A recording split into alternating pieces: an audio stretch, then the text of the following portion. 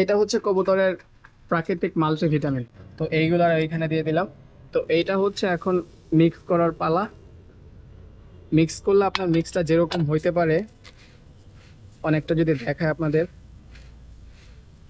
তো মিক্স করলে অ্যাকচুয়ালি আইটেমটা এরকম হইতে পারে।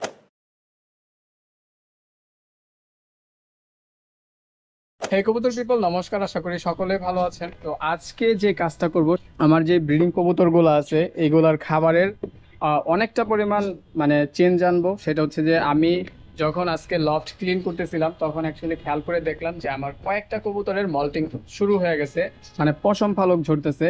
তো এই কারণে, যেহেতু আপনার কবুতরের পশম পালক ঝরলে কবুতরের শরীরে একটা ব্যথা অনুভব থাকে এবং প্রচুর পরিমাণে আপনার প্রোটিনের প্রয়োজন পড়ে। কেননা যেহেতু আমার কবুতরগুলো একে তো ব্রিডিংয়ে আছে, দ্বিতীয় হচ্ছে পশম পালক ঝরতেছে, এবং বিশেষ করে মাদিগুলোর ওপরে বেশি পরিমাণ প্রেশার পড়বে, যেহেতু মাদিগুলোর ক্রপ মিল্ক তৈরি হবে, যে বেবিগুলো হবে বাচ্চাগুলো ওইগুলোরে খাওয়ায় বড় করতে হবে, এবং পরবর্তীতে সেকেন্ড টাইম আবারও ব্রিডিং করাবো রেস্টবিহীন, মানে দুইবার ডিম বাচ্চা করাবো। তো এক্ষেত্রে এগুলার প্রচুর পরিমাণে হেভি প্রোটিনের প্রয়োজন। ওকে, তো ওই কারণে আগের বার আমি যে মিক্সটা দিছি সেটা হচ্ছে যে আপনার জাস্ট রেজা, সোলা, ডাবলি আর হচ্ছে যে তিসি। বাট এখন আমি খুব বেশি পরিমাণ চেঞ্জ আনবো, কেননা যেহেতু দুইবার ব্রিডিং করবে এবং মল্টিং হচ্ছে। আর মল্টিং সিজনে কবুতরকে অলওয়েজ প্রোটিনযুক্ত ভালো পরিমাণ খাবার দেওয়া লাগে, সাথে হচ্ছে যে আপনার ক্যালপ্লেক্স মানে ক্যালসিয়াম এবং হচ্ছে যে জিঙ্কের যে ব্যাপার স্যাপার আছে সেগুলোর কোর্স খুব ভালোভাবে করানো লাগে। তো আমাদের যে মাসিক ও ভেষজ ওষুধের যে কোর্সগুলো আমি করতেছি বিভিন্ন কোম্পানির ওষুধ এবং প্রাকৃতিক ও ভেষজ ঘরোয়া উপাদান দিয়ে, প্রত্যেকটা কোর্সের ভিতরে এই উপাদানগুলো আছে। তো এক এক করে আমি যেহেতু ভিডিওর মাধ্যমে শেয়ার করতেছি, আশা করি আপনারা এই ভিডিওগুলোর মাধ্যমে বুঝতে পারবেন যে কোন কোন আইটেমগুলো কোন কোন কারণে ইউজ করাটা জরুরি। তো এখন যেই কাজটা আমি মানে মিক্সটা তৈরি করতেছি সেটা হচ্ছে যে আমি অ্যাকচুয়ালি আমার মতো করে মিক্স করতেছি যেটা আমার প্রয়োজন। ওকে, সোলাটা হচ্ছে যে কয়েকটা কবুতর খুব বেশি পছন্দ করে না, তো এই কারণে ওরকম মানে বেশি পরিমাণ খায়ও না। ওকে, তো এইখানে ফার্স্টে যে কাজটা করবো সেটা হচ্ছে যে তিসি। এখানে হচ্ছে যে 8 কেজির মতো গম আছে, ঠিক আছে। তো তিসি দিয়ে দিলাম আপনার 250 গ্রামের মতো। দেন এইখানে হচ্ছে আপনার 1 কেজির মতো অরিজিনাল যে রেজাটা আছে ওইটা। ওকে, তো দিয়ে দিলাম। দেন এইখানে হচ্ছে আপনার 1 কেজি মুগ ডাল, তো এইটাও আমি দিয়ে দিলাম। ওকে, দেন তার পরবর্তীতে এখানে হচ্ছে যে আপনার 1 কেজি ডাবলি। ওকে, 1 কেজি ডাবলিও দিয়ে দিলাম।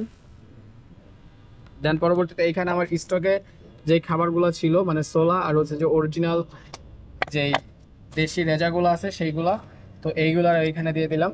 তো এইটা হচ্ছে এখন মিক্স করার পালা। মিক্স করলে আপনার মিক্সটা যেরকম হইতে পারে, অনেকটা যদি দেখায় আপনাদের,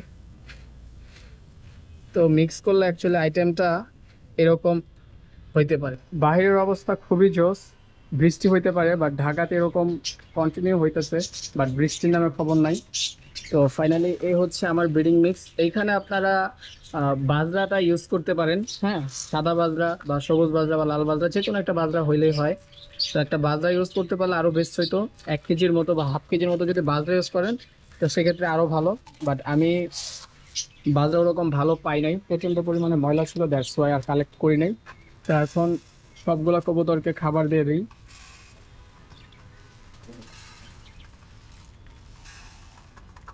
আচ্ছা, এইখানে আরেকটা ব্যাপার সেটা হচ্ছে যে এটা হচ্ছে কবুতরের প্রাকৃতিক মাল্টিভিটামিন। ওকে, এটা হচ্ছে কবুতরের প্রাকৃতিক মাল্টিভিটামিন। তো এটা হচ্ছে আপনার রসুন, এই হচ্ছে মিক্স হয়ে গেল।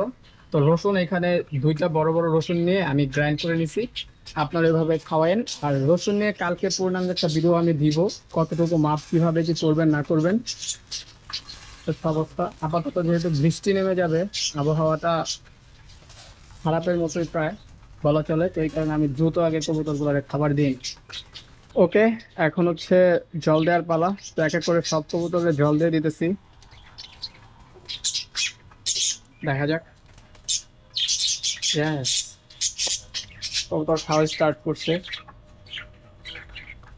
আমার কবুতর এগুলোরে যেহেতু খাইয়ে অভ্যাস, তো এই ক্ষেত্রে কবুতরা না করে না, হ্যাঁ, দিলেই খেয়ে ফেলেন।